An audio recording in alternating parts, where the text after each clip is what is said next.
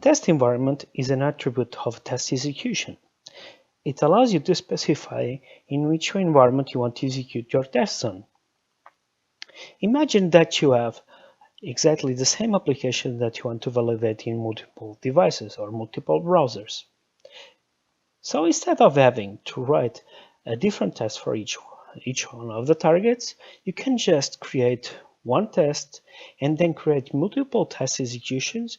And when you create the test execution, you specify the test environment where you want those tests to be executed. The overall status of the test will take into account the latest status that you have for the different environments where you have executed your tests on. So by using test environments, you can reuse the existing tests without having to duplicate them in order to validate them on different environments.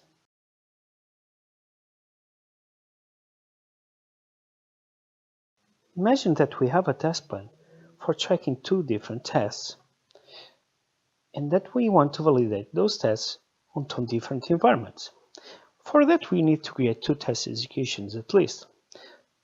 So let's create a test execution for Android, for example, and notice that the test environment is a label. And let's say that for the Android device, one of the tests passed and the other one failed. So let's pass one and fail the another one. If now we come back to the test plan, we will see there is exact information here, because we have just one test execution. So let's create another one for iOS. And let's say that in iOS, the same two tests, they passed. If now we come back to the test plan, one of the tests should be still in the failed state. And this happens because the latest execution that we have for these tests on the different environments was passed in one of the environments and in the other one was failed. So the joint value is considered to be failed. So in order to pass this test, I have to execute it once again for Android.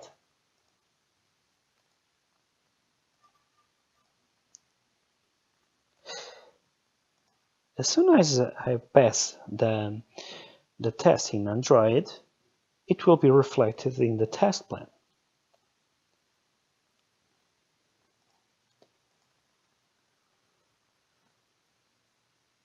Let's go to the test plan, and we can see that now that the two tests are passing, and the first test is now as passed, since the latest execution that we have both for Android and iOS is pass.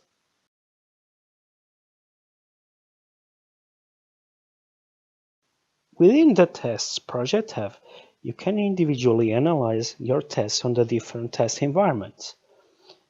So here you can see that you have one test failing if it takes into account all the test environments where it was executed on. But if we do analyze this test on the specific Android test environment, we can see that the latest execution that we have for it is pass.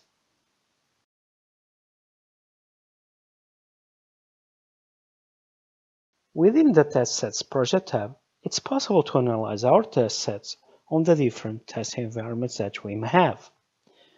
So, for example, our first test set is showing to us that one of the tests passed and another one failed.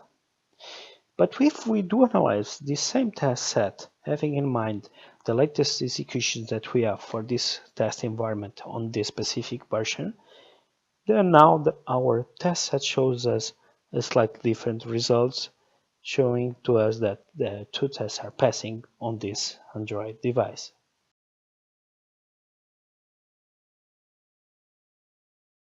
Within the Requirement Coverage project tab, you can analyze your requirements having in mind the executions on the different environments. So, for example, here you can see that the whole picture of the overall coverage chart for your requirements is different if you analyze it on the different environments, because it only takes into account executions on those specific environments.